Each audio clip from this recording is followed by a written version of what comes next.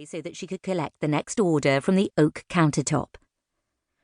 Why anyone wants their breakfast served in a frying pan, I'll never know, said Peggy, casting a dubious eye over the small cast-iron pans containing the pancakes with mushrooms and fried egg on top that she'd cooked on Emma's request. It's trendy. Guests love it, parried Emma, loading the dishwasher by the Belfast sink. Do these need parsley? Asked Skye. Just a sprinkle, replied Emma, who loved that Rona's daughter had the same eye for detail as her mother, though that's where the similarities ended.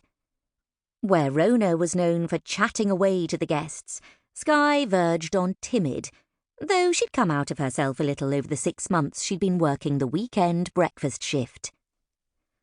Who ever heard of parsley on eggs? Tutted Peggy, watching as Skye scattered it from a height. To Emma, she looked like a Botticelli goddess, with her long, wavy blonde hair, cherry lips, and milky skin. Emma laughed. Don't worry, Peggy. The guests staying in Rosehip both want a traditional full Scottish.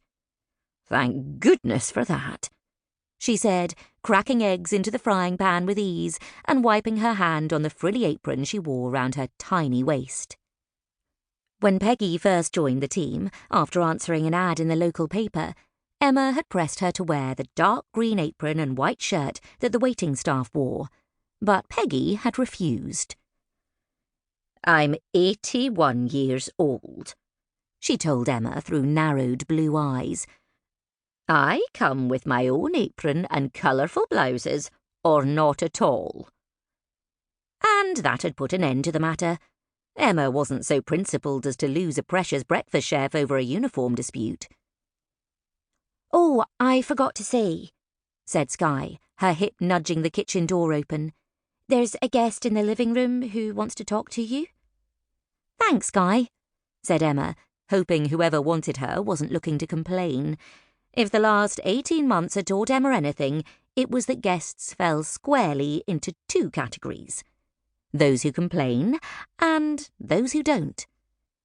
Thankfully for Emma, the former were few and far between, but when she got one, she knew about it.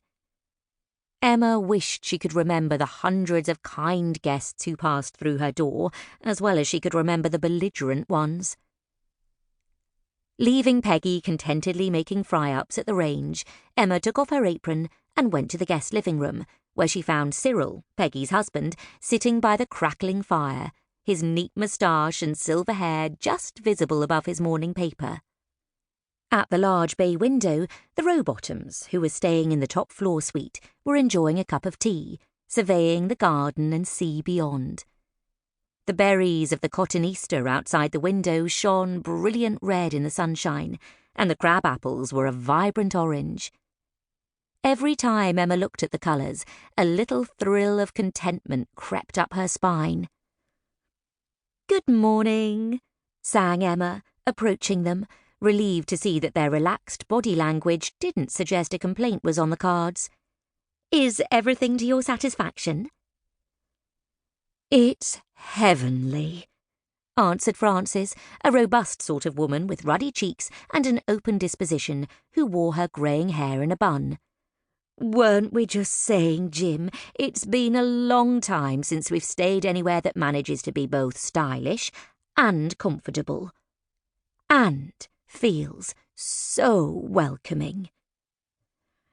That you were, said Jim, who was too busy looking out to sea with binoculars to be concerned with making small talk with Emma. How do you do it? Asked Frances. Everything from the flowers in the garden to the choice of breakfast tea is perfect.